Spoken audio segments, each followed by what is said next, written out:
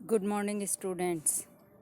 Electromagnetic spectrum के इस video में हम चर्चा करेंगे अल्ट्रावायलेट स्पेक्ट्रम को किस तरीके से हम प्राप्त कर सकते हैं, किस प्रकार उसका एनालिसिस किया जा सकता है और उससे क्या क्या हमें सिग्नल मिलते हैं, क्या क्या हमें उससे सूचनाएं मिलती हैं। देखिए, किसी भी कंपाउंड का जब यूवी स्पेक्ट्रम हमें लेना होता है तो उसके लिए उस कंपाउंड का एक सॉल्यूशन बनाना होता है। उस सॉल्यूशन को बनाने के लिए हम 1 मिलीग्राम सब्सटेंस लेकर उसको एक अप्रोप्रिएट सॉल्वेंट में 100 ml में डिज़ोल्व करके एक वेरी डाइल्यूट सॉल्यूशन बना लेते हैं। हमें स्पेक्ट्रम लेने के लिए सदैव वेरी डाइल्यूट सॉल्यूशन बनाना होता है, बिकॉज कंसंट्रेट सॉल्यूशन बनाने पर स्पेक्ट्रा के जो सिग्नल्स होते हैं वो इतने ज़्यादा कॉम्प्लिकेटेड और इतने ज़्यादा पास हमें वो प्राप्त हो जाते हैं कि उनसे हमें कोई फ्रूटफुल यूज़फुल इंफॉर्मेशन नहीं मिलती है। इसलिए सदैव स्पेक्ट्रम प्राप्त करने के लिए कंपाउंड का वेरी डाइल्यूट सॉल्यूशन बनाया जाता है। अब इस डाइल्यूट सॉल्यूशन में से कुछ पार्ट लेकर स्पेक्ट्रोफोटोमीटर सेल के अंदर हम डाल लेते हैं। स्पेक्ट्रोफोटोमीटर में 2 सेल होती हैं। सैंपल ट्यूब जहाँ बनी हुई होती है वहाँ 2 सेल बने हुए होते हैं। एक सेल के अंदर हम अपना जो अननोन कंपाउंड है या सॉल्यूशन है जिसका स्पेक्ट्रा लेना है वो डाल लेते हैं। दूसरी ही एज इट इज़ वैसी की वैसी सेल होती है, उसमें हम वह प्योर सोलवेंट डाल लेते हैं जिस सोलवेंट में हमने हमारे कंपाउंड का सॉल्यूशन बनाया है। वो रेफरेंस का काम करता है। उसके स्पेक्ट्रा से हमें ये पता चलेगा कि सोलवेंट के कारण कौन कौन से सिग्नल हमें प्राप्त हुए हैं। यूवी लाइट के 2 इक्वल वेवलेंथ के बीम्स में से एक बीम को सोलवेंट में से और दूसरे को सॉल्यूशन में से गुजारा जाता है। जो इनके अंदर से गुजरने के बाद में या इनसे पारगमित रेडिएशंस की इंटेंसिटी की जब हम तुलना करते हैं तो कंपाउंड ने किस वेवलेंथ के रेडिएशन का अब्जॉर्प्शन किया है यह पता चल जाता है। वेवलेंथ की वह वैल्यू जिस पर मैक्सिमम अब्जॉर्प्शन होता है, जिस वेवलेंथ पर वह अननोन कंपाउंड मैक्सिमम अब्जॉर्प्शन यानी उसका सिग्नल हाईएस्ट वैल्यू पे आता है, वह उसके लिए लैम्डा मैक्स कहलाती है।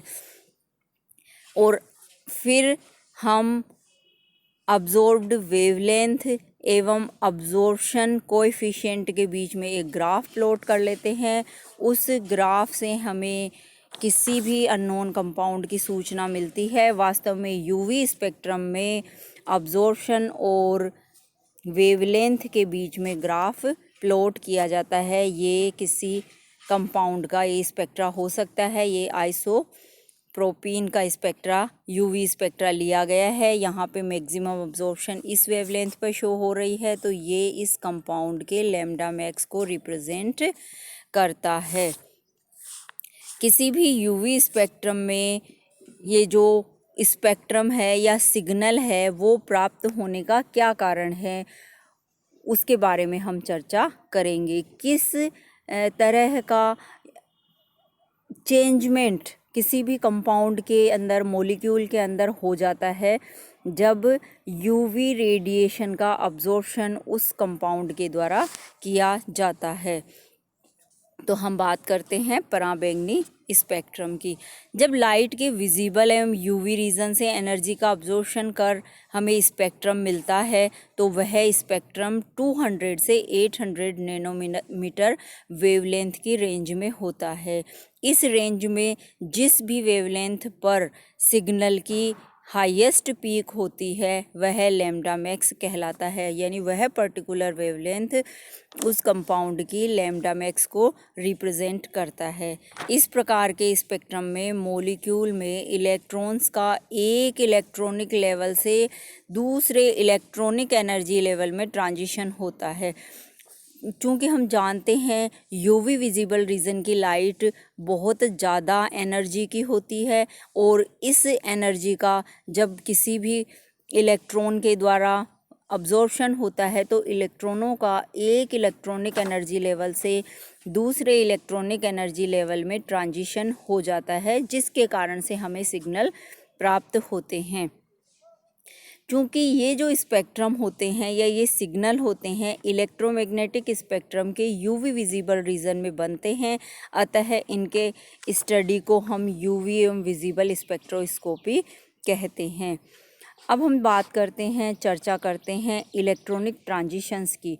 क्योंकि हमने ये पढ़ लिया कि यूवी विजिबल रीजन की एनर्जी काफ़ी ज़्यादा होती है। इस रीजन की एनर्जी का जब किसी भी मॉलिक्यूल में प्रेजेंट इलेक्ट्रॉन्स के द्वारा अब्जॉर्प्शन होता है तो उनमें एक इलेक्ट्रॉनिक एनर्जी लेवल से दूसरे इलेक्ट्रॉनिक एनर्जी लेवल में ट्रांजिशन या एक्साइटेशन हो जाता है। तो ये जो इलेक्ट्रॉनिक ट्रांजिशंस हैं वो किस प्रकार के हो सकते हैं, किस तरीके से होते हैं, क्या इनका क्लासिफिकेशन है, उसके बारे में हम चर्चा करेंगे। ये जो इलेक्ट्रॉनिक ट्रांजिशंस हैं वो क्वांटम मैकेनिक्स के अनुसार होते हैं।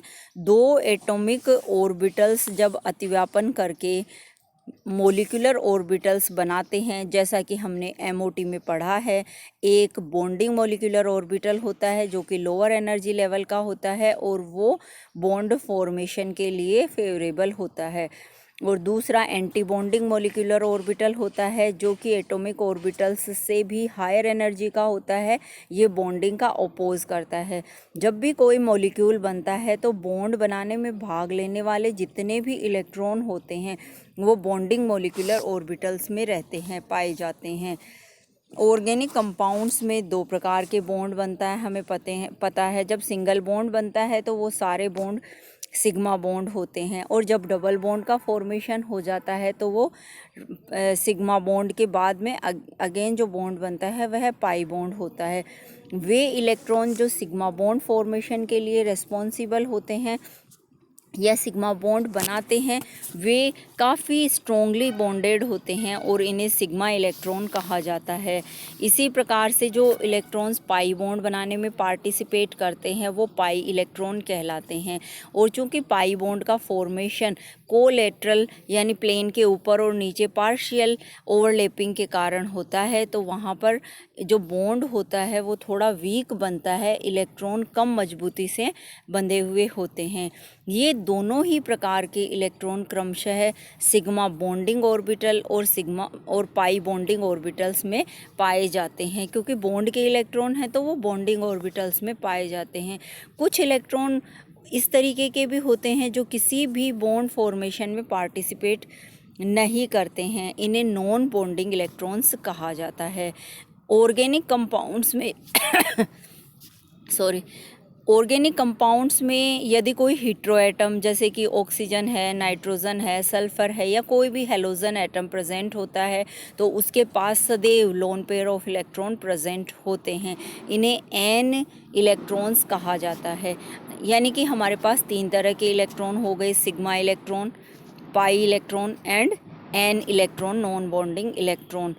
नॉन बॉन्डिंग इलेक्ट्रॉन से संबद्ध किसी प्रकार के कोई एंटी बॉन्डिंग इलेक्ट्रॉन्स नहीं होते हैं, लेकिन सिग्मा बॉन्ड से या सिग्मा इलेक्ट्रॉन से संबद्ध एंटी बॉन्डिंग इलेक्ट्रॉन्स होते हैं जिन्हें सिग्मा स्टार ऑर्बिटल्स कहा जाता है। पाई बॉन्ड से संबद्ध जो एंटी बॉन्डिंग ऑर्बिटल्स या इलेक्ट्रॉन्स होते हैं उन्हें पाई एंटी बॉन्डिंग, जिनको पाई स्टार से रिप्रेजेंट किया जाता है, ये इलेक्ट्रॉन होते हैं। एन इलेक्ट्रॉन यानी नॉन बॉन्डिंग इलेक्ट्रॉन्स जो होते हैं वो किसी तरह की बॉन्डिंग में पार्टिसिपेट नहीं करते हैं, अतः इनसे संबंधित कोई एंटी बॉन्डिंग ऑर्बिटल भी नहीं होता है। जब भी कोई मॉलिक्यूल यूवी विजिबल रीजन में एनर्जी का अब्जॉर्प्शन करता है तो इलेक्ट्रॉनिक एनर्जी लेवल्स में चार प्रकार के ट्रांजिशन हो सकते हैं। इन ट्रांजिशंस के बारे में एग्ज़ाम्स में काफ़ी ज़्यादा क्वेश्चन पूछे जाते हैं, जिसके बारे में इन ट्रांजिशंस के बारे में अपन नेक्स्ट वीडियो में बात करेंगे, चर्चा करेंगे। Thank you.